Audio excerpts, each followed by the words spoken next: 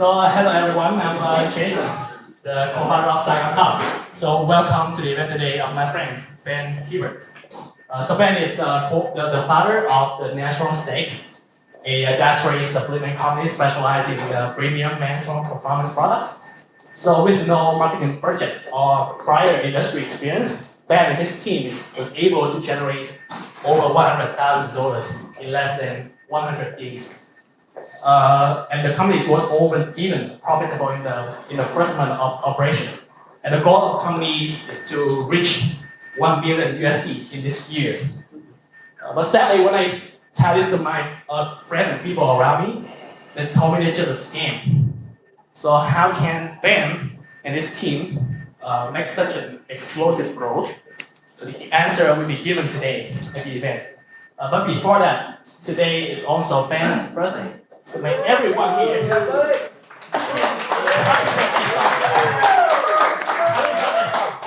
Happy birthday to you. Happy birthday to you. Happy birthday, dear Ben. Happy birthday to you. Here's our Thank you, everyone. Welcome to Saigonhub. Let's give another round of applause for Jason for setting this up and just generally being awesome. So the first thing tonight, as you know, it is my birthday. And if you read the event correctly, you were all supposed to bring a gift. I will be taking all the gifts at the end. Let's wait until the end to give me things, which is going to be awesome. The second thing, just to remember this moment, I saw this happen on a TV show, award show the other night. So the first thing I want to do is take a selfie really quick with everyone here. So if you could kind of just like stand up and kind of like crowd around, I'm going to do it from right here. Nice. Oh yeah. Oh yeah. Let me set it up. Down in front. Wait, who has long arms and wants to do this for us? Derek Bradley Cooper. I don't have long arms. Bradley Cooper. You're in charge. I'm in charge. How am I gonna do this? There we go. Selfie. 1, 2, 3. Go. One more. Awesome. One more. One more. One more. 1, 2, 3. All right. Awesome. Unfortunately, there will be no pizza delivered tonight. 2 million reach. So as you can see, the presentation is called 0 to 100K in less than 100 days. Thank Terry Lynn, came up with the title, way smarter, more creative than I am. 100K doesn't really mean a lot, but at the same time, it does. For most businesses, it's a landmark achievement.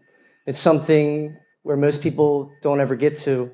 And we were able to do that in less than 100 days with no budget. So today's talk is called How to Build a Profitable Bootstrapped Startup. And those 3 words are rarely in the same sentence. So we'll look at the first one, which is profitable.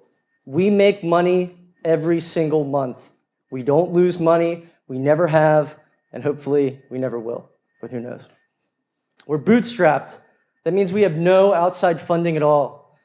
The entire company is controlled by myself and my partner, and we look to see it that way for at least some time. And we're a startup. And there's a lot of talk between what's a startup and what's a business.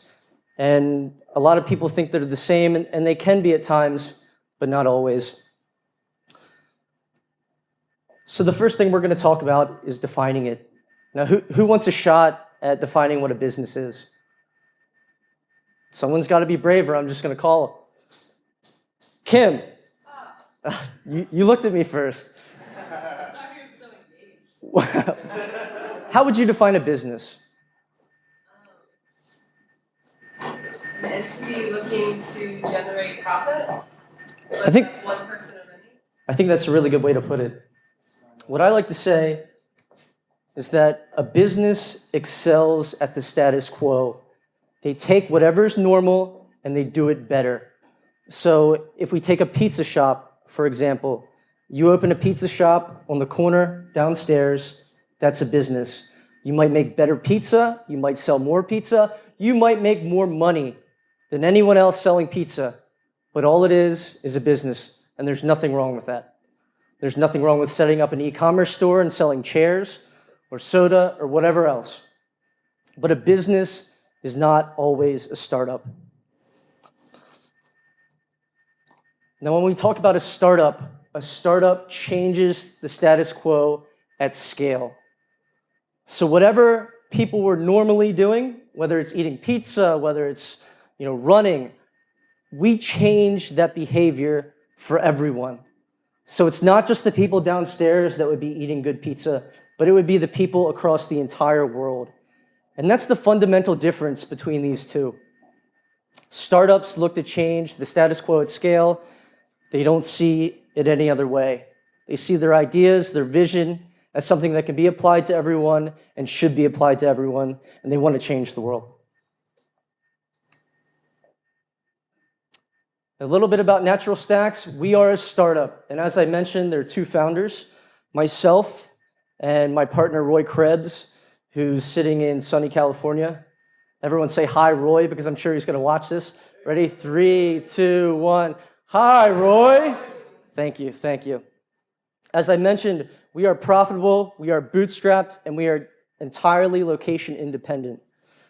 Roy and I have spent a couple months together working, but other than that, we operate in a completely virtual environment. We talk a couple times a week, but we don't actually talk that much. And to get into this, when you're choosing a co-founder, it's a very, very special, a very delicate relationship. A lot of people rush into business because they have a friend or they think that this person can complement them well, which of course is important. But the number one thing between co-founders is respect and trust.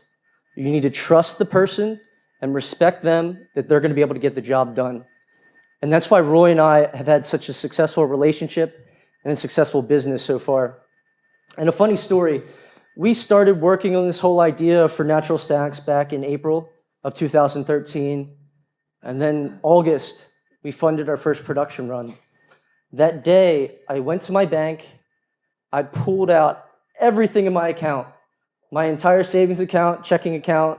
I think I had like $14 to my name, all in cash. And I went and deposited that into Roy's account. I never met him before. We never even did a face-to-face on like Skype before. It was all phone and regular email and other conversation. But we had that trust already and that respect between each other that we were going to get this done and we were going to make this vision happen. And that's why we've been so successful today. So as I mentioned before, we started working in April and we officially launched, we officially went on sale towards the middle of October in 2013. And then by the end of December, we generated over $102,000 in sales.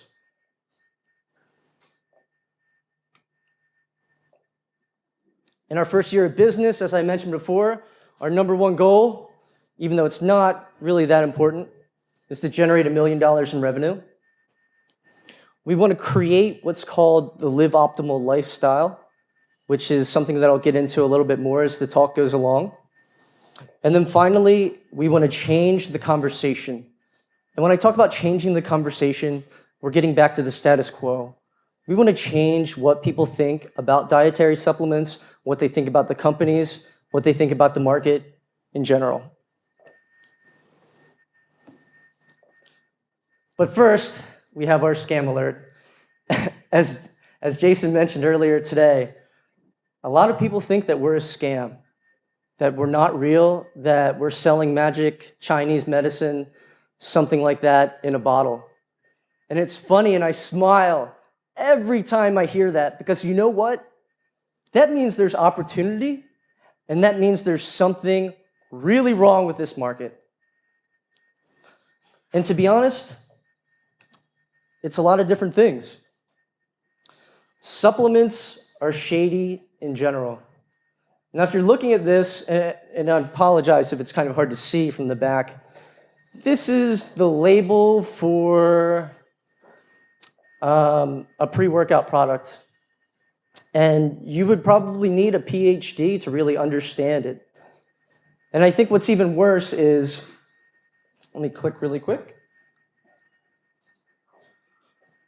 Right there, that section is what we call a proprietary formula. And in the industry, most people or most companies do this to hide what's actually in there. So when you're looking at this and you see it says Assault Proprietary Blend, this anti-fatigue adaptation matrix, strength domination, etc., etc., it really represents everything that's wrong. And the worst part is, if you're taking this, you have no idea how much of each ingredient you're putting into your body. But that's something that the industry has marketed to people over and over and over again. That results. Who cares what's actually in it? But I think the market is shifting. The market is shifting because people want and they deserve to know what is in the supplements they're taking. It's no different than food. If you go to a restaurant and you eat something, you want to know the different ingredients in case you have an allergy, in case you just don't like something. But with supplements, you don't know how much of these things are in there. It's absolutely crazy.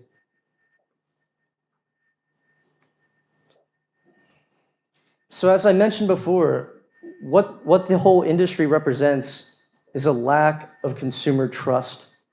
No one trusts these companies. You have every right to be skeptical. But as I mentioned, a lack of consumer trust actually means that there's opportunity. And today I'm going to talk about one of my favorite companies right now, which is Uber. Raise your hand if you've taken an Uber before. Awesome. So a couple of people have. In case you don't know, Uber is like an on-demand taxi that uses a smartphone app. And actually, I have to say, being here in Saigon, the taxis have been pretty amazing. But in most cities, especially in America, the taxis are complete shit. They're horrible. You don't know if they're going to get there. They smell bad. The drivers are rude, and they never arrive on time. If you go to any major city and you look up the taxi cab, it's going to have 1 star because everyone at some point in time has a horrible experience. So that is another market that represents a lack of consumer trust. No one trusts the taxi. So what does Uber do? They come in and establish themselves as the trust leader. You go on your phone, you call the cab, you can see it coming on their GPS app. You know when it arrives, and you know where it's taking you.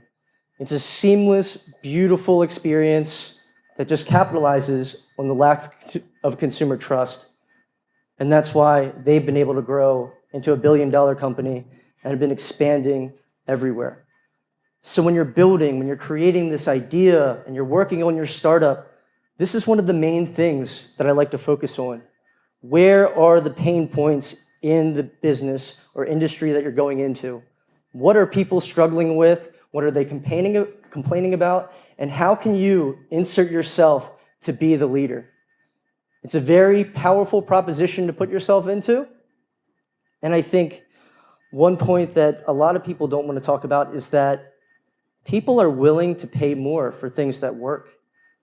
If you deliver a better product, something that works, something that's seamless, you can price it accordingly, and the market will respond well because they're tired of dealing with all the crap.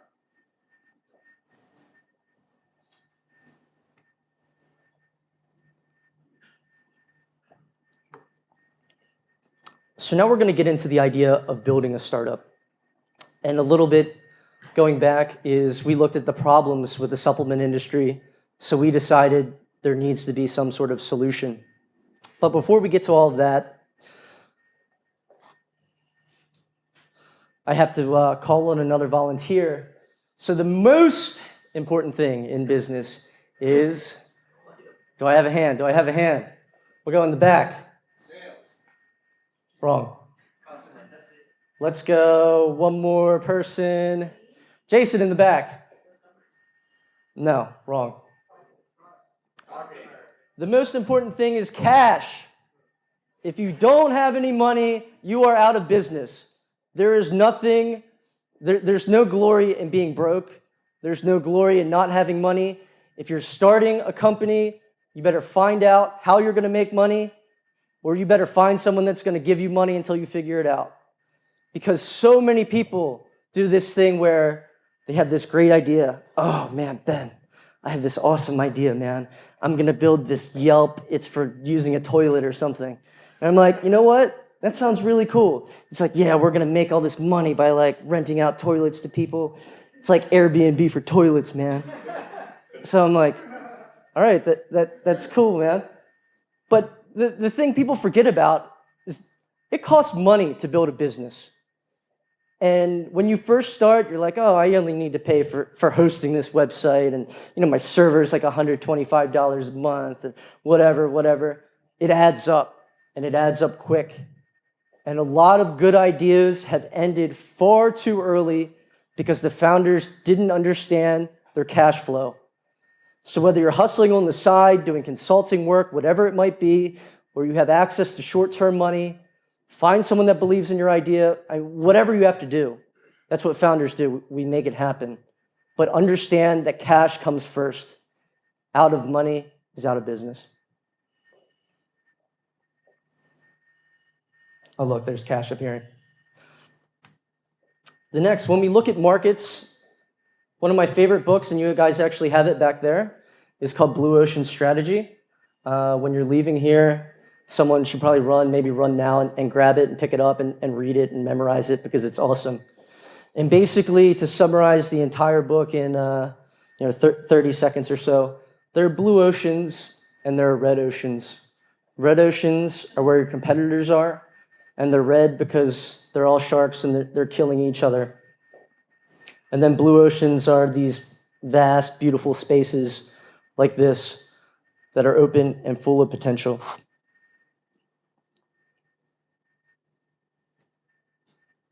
So when we look at the red ocean for supplements, and this is a very popular, really knockoff crap product, but they use proprietary formulas.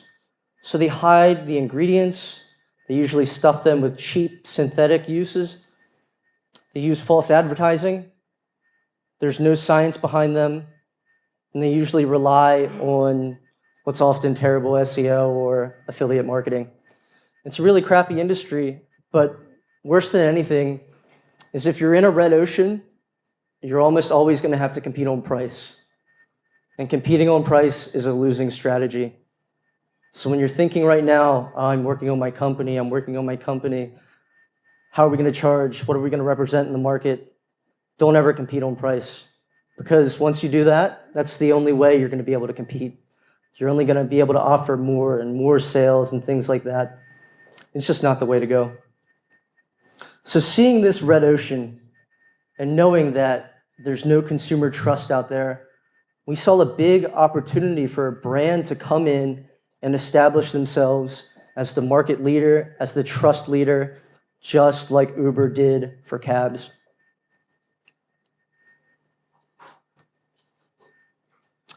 And here you have Natural Stacks. And what we represent is premium, open source dietary supplements. When you're building your company, you should be able to define it in one sentence that says exactly what you do and what you represent. My friend Alan here is really good at that. Alan has a company called, what's it called, Alan? Simple Crew. And Simple Crew does what? Mobile photo app for groups and teams. Awesome. If you're building something now and you can't define it and you're struggling thinking in your seat right now, oh, I do this, but it's for this market and this person, simplify it. Make it better, define it, and your vision will come from that, and you'll be able to move forward a lot faster. So when I say premium open source dietary supplements, what that represents is uncontested market space. No one else is doing it. Supplement industry is worth billions of dollars worldwide, and no one has decided to go open source. Software is open source. Video games are open source. The internet is open source. Android is terrible, but that's open source too. And it was crazy that this opportunity existed. But once we saw it, once we realized that, hey, we can come in, we can make a difference, and we can make a difference early on, we decided to move full steam ahead.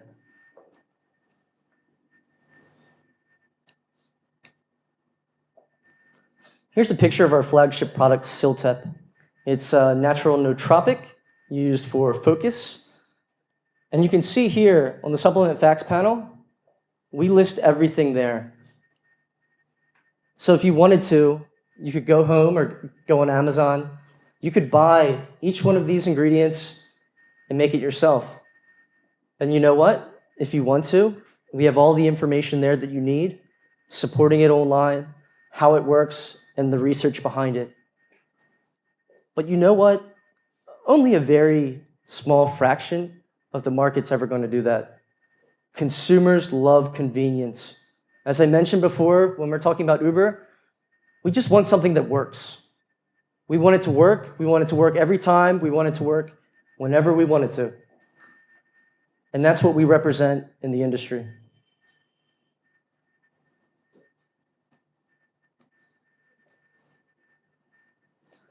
I've shown this slide to a few people and they kind of get confused. So it says product isn't product. And the best way to explain this, who in here has an iPhone? Yeah, hold it up real quick. So I think the iPhone is the best culmination or example of product isn't product. What product really is product is experience. So from the time you purchase that iPhone, to it arriving at your house, to you opening the box, to turning it on, to connecting to iCloud, to text messaging or iMessaging your first friend, it's a full encompassing experience. So while we sell dietary supplements, it's not just the product that we're selling. We're selling a lifestyle. We're selling the idea of people getting healthier, performing better, and knowing exactly what they're taking.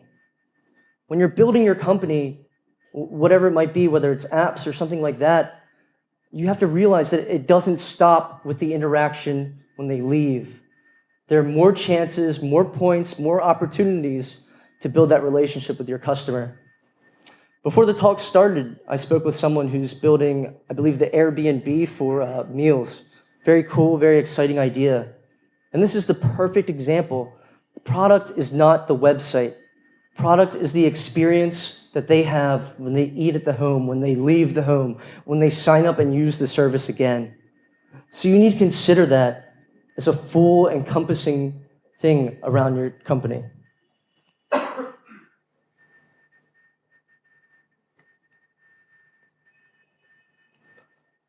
So this is our mission statement, that we're not selling supplements, we're selling a lifestyle, and that is live optimal.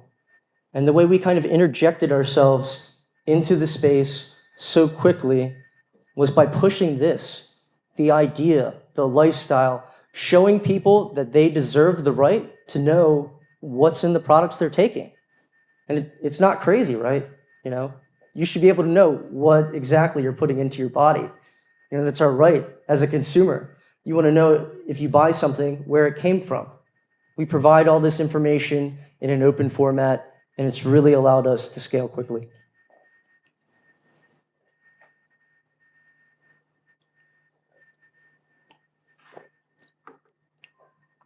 So we're going to talk about validating. And I really think this is the second part, because you can build a product, you can build a company, but the next step is you need to see how the market's going to respond. And I'm going to read a quote by Peter Thiel here. And I actually have this pinned up at my office, kind of at home. And it is, poor distribution, not product, is the #1 cause of failure. I don't care how good your app is. I don't care how good your company is. I don't care how amazing your product is. It doesn't matter if no one sees it. If you can't get your product to the right people, forget it. You're done. So that brings us to the most important word in business. And I think it was mentioned by someone earlier. Anyone? Marketing. Let's all say that one time together. 3, 2, 1. Marketing. Thank you. Marketing, marketing, marketing, marketing, marketing. Say it 1,000,000 times in your head.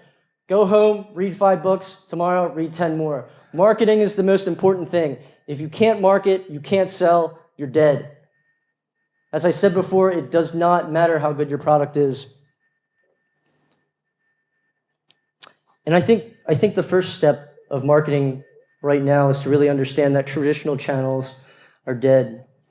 One of the most common things in being here, I hear this all the time, is, okay, man, I started my business and we're gonna do like AdSense ads and we're gonna like get some Facebook likes to the page and then I'm gonna like email my friends and then those things don't matter.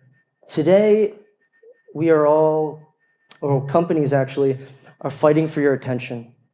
Every single day, you are being bombarded with ads, you're being bombarded with messaging. People want your money. Companies want your money. You almost become immune to everything else. So in your marketing plan, when you're trying to grow your business, you need to do something substantial. You need to build an actual relationship. You need to connect. You need to sell them on the lifestyle, the idea, the concept that it's bigger. Because if you come in and you're just trying to sell me, a car truck, or you're trying to sell me, a new pair of shoes, but I don't know you, I don't trust you, I'm never gonna buy. I'm never gonna install your app. How can you do this? There's a lot of different ways, but I'm gonna talk about my favorite here in a second. So at the very top is you, and you have this small little green circle of influence. And I think Google, with Plus and the disaster that crap is, they got one thing right with circles.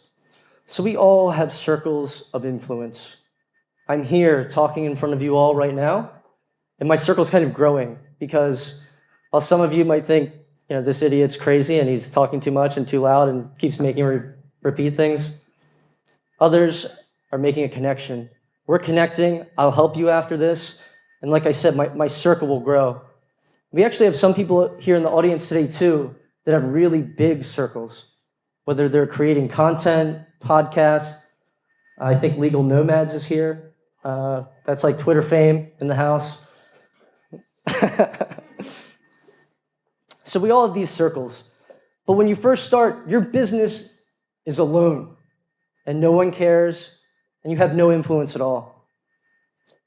But this is what an influencer looks like. So we can keep going with the Legal Nomads thing. So this is Legal Nomads here in the red. And with a big influencer, with someone who's really important and special and has like an engaged audience, they have that relationship, they have that trust, and people look to them. That is where people get answers from. That's how people make decisions. We look to our influencers. So when you're looking at this red circle, you can see that they're touching the yellow, the other red, all the way over here with the blue. And this is the way that I approach marketing. Even though you're that small circle, one, you want to move your way in. But two, realize that everyone has a circle. We all do. Just some people bigger than others. So each time you make a sale, each time you get a download, each time someone comes into that pizza shop that you run downstairs, it is your chance, it is your opportunity to grow that circle. But I'll tell you this, and I'll be honest, connecting with influencers makes it a whole lot faster. So you want to move there from the top to somewhere down here at the bottom. When you connect with someone big, with someone powerful, someone with trust, you're not going to get all the way here at the top initially, but you're going to have an effect. And that's where it begins.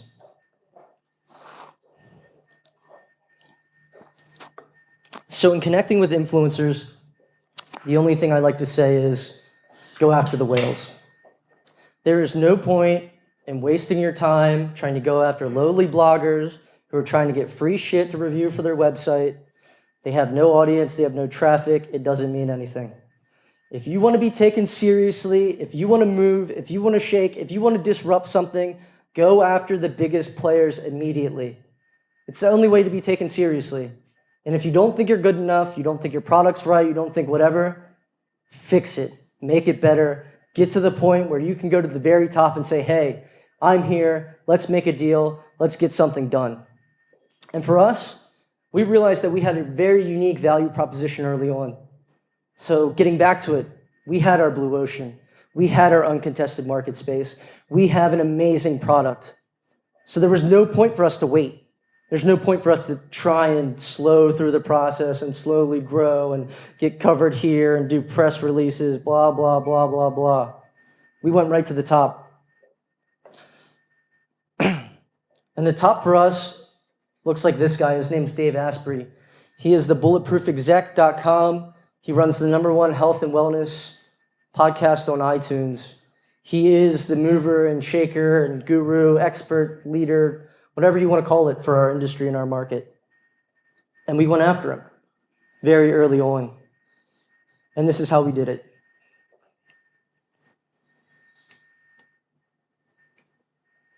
The first thing is we created a funnel. So many people, and I hear this all the time, and all the forums that I'm in are like, I'm going to automate our outreach process. Yeah, I'm just going to like hire this VA, and the VA is going to like scrape all these email addresses, and they're going to like write this email, but guess what? They're going to write like a little personal note in each one.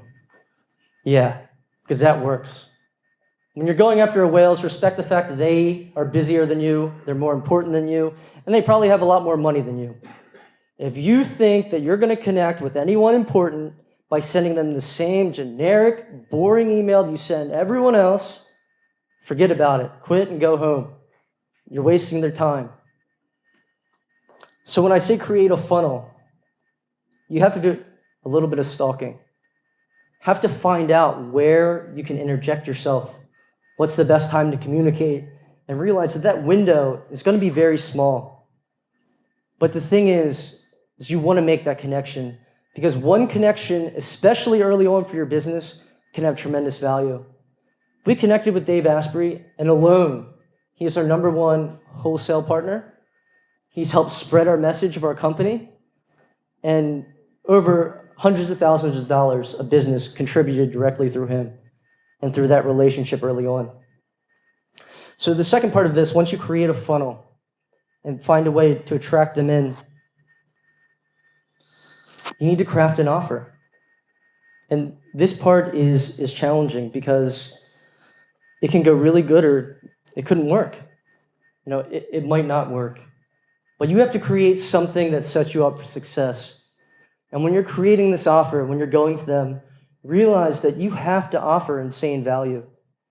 Know that they're more important than you and they're giving you a little bit of time out of their day. You have one chance to shine, and you better make it count. I see a lot of startups and a lot of companies that I talk to, you know, they find their influencer and they're moving forward with it and the conversation's going, and they completely fall flat on their faces at this part because they don't know what they're going to offer. They come up with something lowball, and guess what? They get thrown out the door. Create something that offers insane value. And then the last part is negotiate. And I'd say be creative there. Anyone here watch the Shark Tank? Yeah, of course. Shark Tank is awesome for a lot of different reasons, but I think the #1 is the sharks always create these really crazy offers, whether it's royalty deals or certain terms that they get until they get paid back. And so often I talk to startups and I talk to companies and they're like, well, we just want to offer equity. We just think we'll just give them equity. And that's a terrible idea. You never want to give away equity. That's the very last thing you want to do. I mean, I really recommend going back, watching Shark Tank, and finding something creative that minimizes their risk, yet still gets attention. And that's how you craft a real deal with an influencer that will help you scale your business.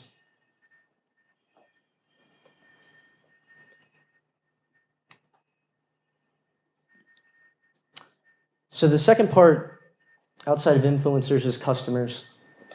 And this is another one of my favorite entrepreneurs, non-gurus, that's out there doing big things in the world. And it's Jeff Bezos. And he says, if you do build a great experience Customers tell each other about that. Word of mouth is very powerful. I'm here speaking in front of all of you today. And like I said, we're building the connection. My circle is expanding. And you're probably going to tell someone about this talk. It might not be about the whole thing, and it might be about me rambling and going on and on and on and on. But there's going to be something, some kind of value that you take out of it that you share with someone else. So when you're starting your company and you're trying to validate your idea, realize that everyone is going to talk about it. And I'm not saying be perfect. We are far from perfect. We've had problems on problems happen and occur, and I'm sure they will happen again. I really hate APIs. Sometimes they make me bang my head up against the wall. But anyway, each opportunity, even when you mess up, even when you fall flat on your face, as long as you own it, as long as you own the mistake and do better by your customers, you're going to keep building that solid relationship, you're going to build that trust, and you're going to be able to keep moving forward.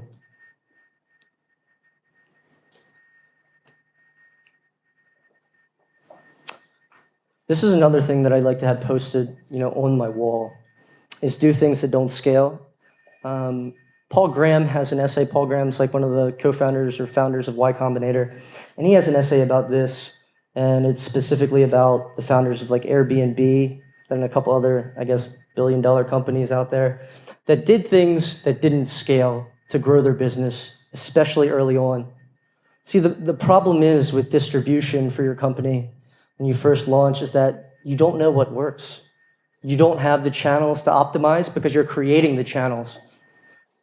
But because you're in these initial stages, you need to iterate quickly, take their feedback, and do things that don't scale. One of the things that I think really helped us out early on, when we launched in October, I flew out to California, and we decided that our target market was places like Saigonhub. So my partner and I got in his, he's got like a BMW SUV, but it's crazy because you can like stick the key in and it starts about like 20% of the time. So we took it out and we went to all of these different incubators in the Silicon Valley area.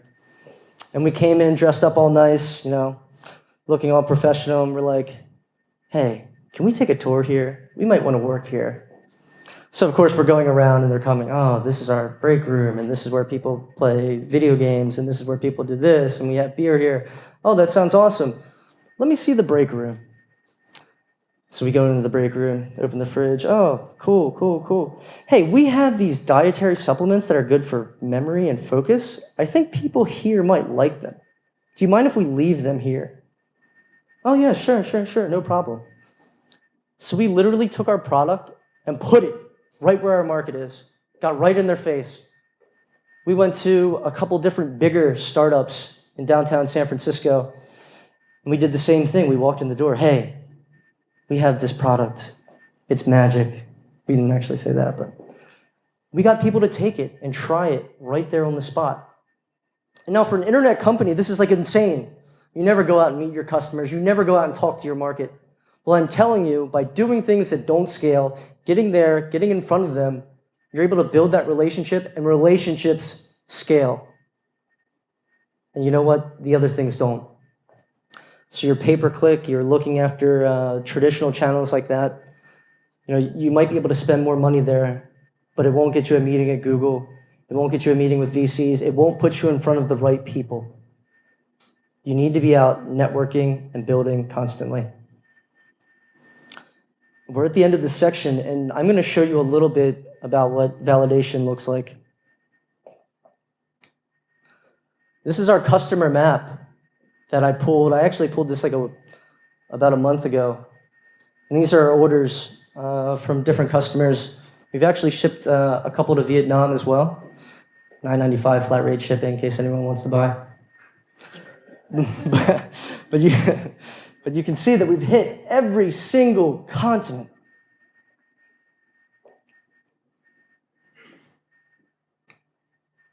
And this is what our revenue looks like. October, we were profitable. November, we had a killer month in November. December, we dipped down a little bit. But ever since then, we've been growing. We did over $140,000 in sales last month. So when I tell you that we're going to do $1 million this year, because people believe in our vision and people believe in our lifestyle and people need a company like ours, trust me.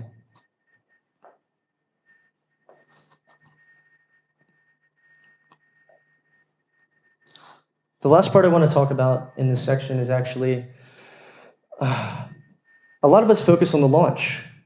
We think that we need this big, flashy, grandiose launch to really make an impact. You know, a lot of my friends that are building apps think, oh man, if I can just get covered on TechCrunch or VentureBeat, then we'll be made. Then we'll be set. But I think what people fail to understand is that traditional media like that is great, but it doesn't have an impact.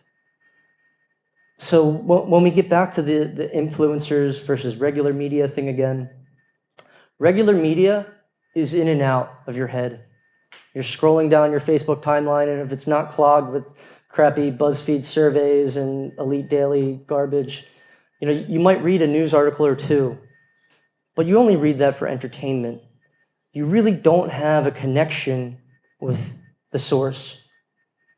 Whereas influencers, you've built that connection over time. You've built that trust. So when you think about your launch and you think about, oh, we need to come out big to the audience, it doesn't matter. Because at first, your product isn't going to be perfect anyway. You really need to take the time, get to know your customer base, and improve based on their feedback. And the last part on this is, I often think about some of my favorite companies out there, like Uber or Apple, and I have no idea how they launched or when they started. I don't know how Facebook started. I don't know how Twitter started. I don't know how MySpace started. I think it was a guy, Tom. But you don't know how these things happen. You pick up traction over time, but the important part is validating it early on and then growing from there.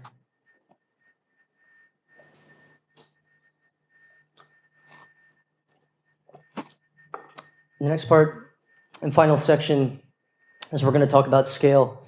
And that's actually the lovely Calvin Harris down there. For those of you that don't know me, I also run a website. It's called whiteraverrafting.com. And it's an electronic music blog. So I go to all these things. I go to all these big festivals. I go to all these big music shows and clubs around the world, which is really fun. And I've seen this industry scale faster than anything imaginable. It has grown rapidly. Club music, I'm sure you've seen it infiltrate the city here. It's everywhere. And it's the perfect example of what scale really means.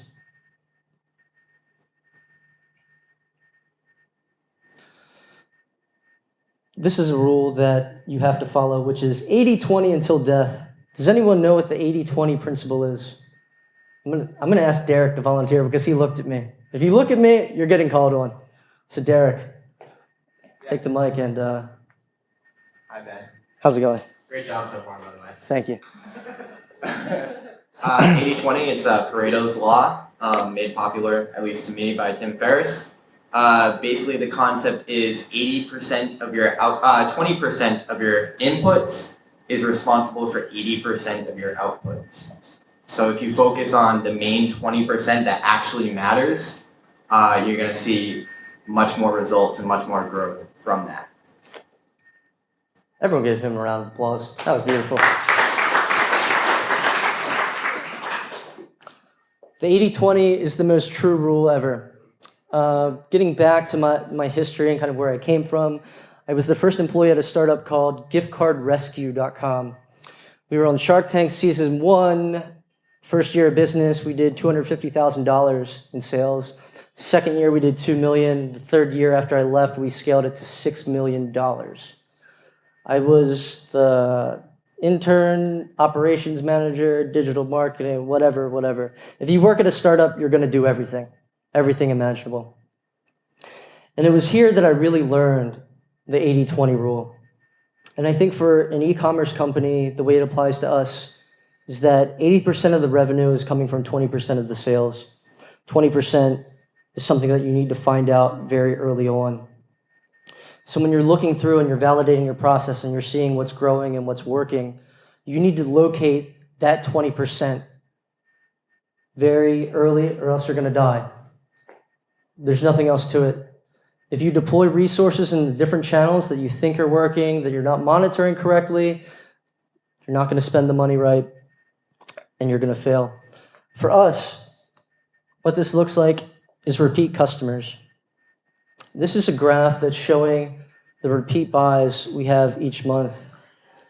And our focus here is that if someone likes us, we want them to come back.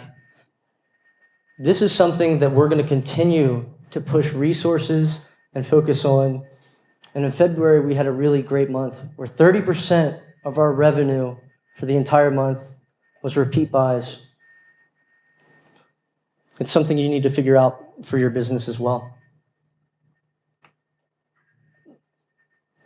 And in repeat buys, what I like to talk about is customer champions.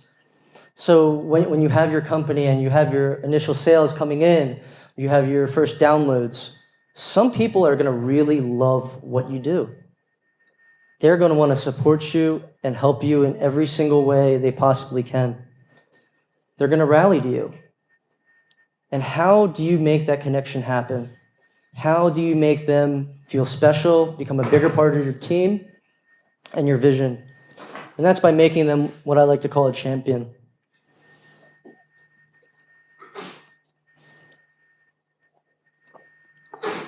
And this is one small example of how we do this.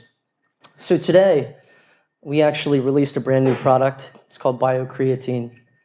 And this is the method that I've been using to create customer champions. So I sent a product announcement to our entire list. So that's everyone. Everyone gets a notification, hey, we have something new coming out. My emails are really long stories. But at the very bottom, it has what I like to call a VIP list opt-in. And what this does is it gives the user a chance to move themselves further down in the funnel. So if they're coming in, they're reading this, and they're really connecting with your message, give them the opportunity to move further down from everyone else. It's very easy to do with email, but I'm sure you can figure out a way to build this into your company. So if they move down into our email list opt-in and they move into the VIP section, we follow up with what I like to call a super offer. So it's a really good deal. It's something incredible. And they're going to buy it. And then after that, we follow up. And the main reason we do this is I don't really believe in discounting. But if you're going to offer a discount, you want to offer it to the people who are champions for your brand, who are going to buy in, who are going to share, who are going to tell their friends how great of an experience it was. You know, these are people that love what you do. And if you can offer them something back in return, they're going to love it even more. And we get back to the circles, they're going to share with their circles. Go ahead, Terry. Do you have an example of a super offer you're talking about? So the super offer that we have for this product, and I'll actually get to that in the next slide. So it's coming. But then for everyone else, they didn't opt in. They just get a regular offer, which is much less appealing. It's still good. So let's move forward. So this is our product that we just pre-sold today. And I actually checked my email a couple seconds ago, so we actually sold one more bottle. But as I mentioned, it was completely hidden from the public. If you go to the website, you can't find it anywhere on the site. Hidden. In our VIP email list, we only had 249 people opt in out of a little over 2,000, which is still pretty good. But we had a 57.69% open rate, and in less than 24 hours, we sold 75 bottles of BioCreatine. And like I said, the discount was only available to the people who came in.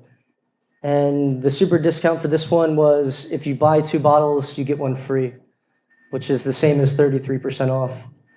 We only run sales. This is the 5th sale we've run in the entire course of the company. So the messaging is even stronger. Just touching on sales briefly, I don't really believe in them because what it does is it belittles your brand. If you condition your audience to expect things at a discount, that's the only time they're going to react. I like keeping it at a premium, and the company that I worship the most is Apple because they're able to do that.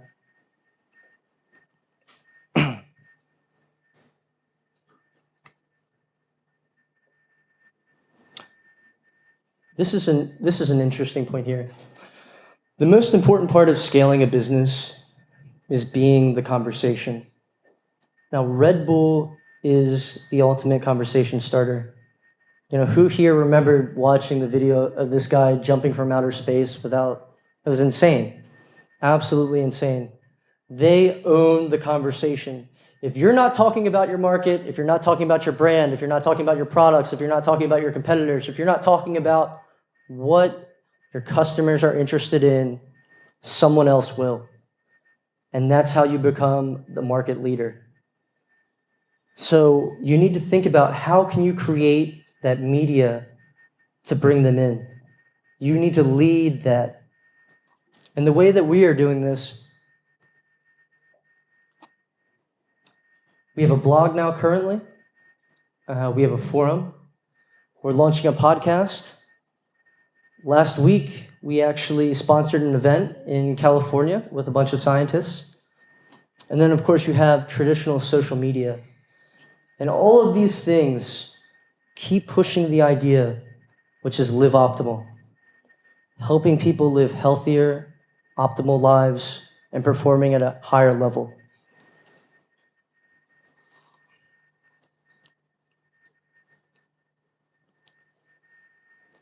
This part is tough, and it actually hits me pretty close. So one of the first questions we always get is, you know, if you publish your formula open source, people can just copy it, right? Well, of course. And they've tried. Very early on, and actually I still do this, every time we get an order, I usually look at the customer profile, where they came from, how they got there, where they live, things like that. And very early on, I started to see a bunch of orders come from Princeton. It's like, wow, smart kids at Princeton taking our supplements. We're awesome. So this individual ordered a couple of different times. And then eventually, I saw an article come out in, I believe it's the Daily Princetonian, like their Princeton newspaper, that he was releasing a supplement with our formula. And he was actually giving it out to people on campus, which was really funny to me. I actually went on to the bottom of the blog post and I commented something like, I would have expected something more from someone at Princeton with like a winky face, and started a little bit of a war. But I think that competitors are everywhere. People are always going to try and copy what you do, especially if you're successful. But it'll ruin you. If we think about what our competitors are doing, then we get away from what we're trying to do and the vision that we're trying to create. You might see something going on in the marketplace that people are getting involved with, that people seem to like, and it's okay to pay attention. But as soon as your focus shifts, to what they're doing instead of what you're trying to do, you're losing. Don't worry about the competition. Keep your idea and keep moving forward.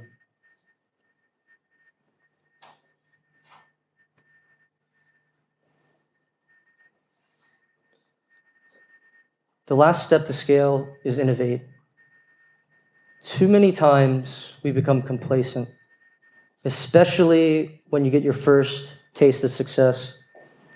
You know, we did $100-something thousand in sales last month.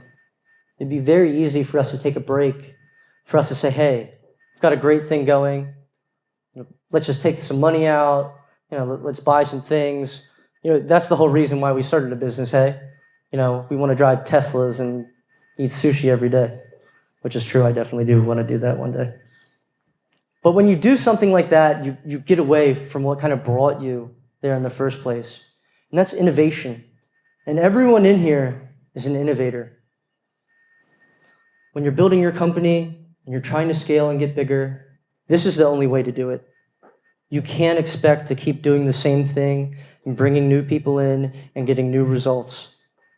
When you want to take it to the next level, you need to find out what that is and attack it. And like I said, it's very hard to do. Because as soon as you get that sense of security, as soon as you get your 1,000 users, as soon as you hit your first benchmark numbers, you get so comfortable. It's like, oh, man, we're doing such a good job. We are awesome. And you're going to think that. But you can't let it get to you. You need to keep going forward.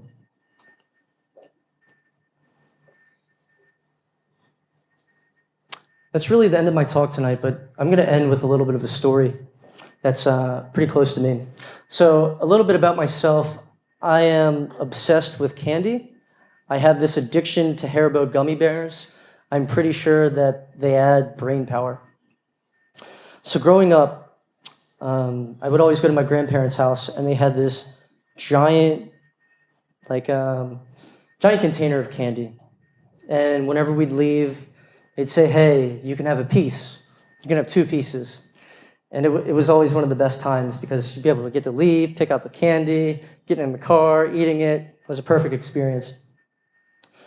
So one time I'm there with my brother, and we're sitting there, and my grandfather comes over, and he says, all right, boys, you can have as much as you can hold in one hand. So my brother's younger than me, and he comes in, and he grabs this massive handful, just a ton. And I'm like so excited. I'm like, oh man, I can't wait. Can't wait to get into that candy. But I go over, and what I do is, instead of reaching in, I put the lid on the top, and I picked up the whole jar and started walking out. And my grandfather smiles, and he starts laughing. And he says, boy, one day you're going to be president, which actually can't happen. And I think the moral here of the story is that everyone here thinks differently. You're here at Saigonhub because you think outside of the box. You refuse to accept what's normal. Keep going down that path, and you will be successful one day. I'd like to dedicate this talk. This is something that a lot of people don't know, is that my grandfather here actually passed away when I first got here into Vietnam. And it was really testing whether I was going to stay here or not. But the fact that I'm here and able to do things like this and connect with individuals like yourselves makes it all worth it. So thank you, and any questions, I'm here.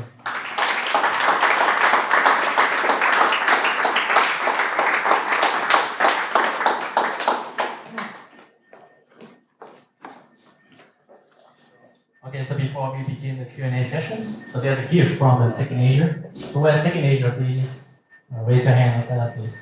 Okay, so this is a gift, birthday gift from Tech in Asia for you today. Thank you for giving talk. Okay, wow. So Wow.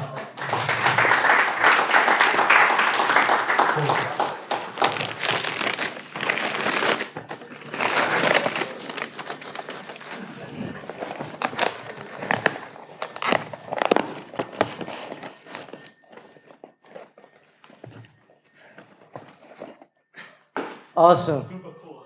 Thank you so much. This is going to go on my desk, guys. Thank you. Keep it when you sleep.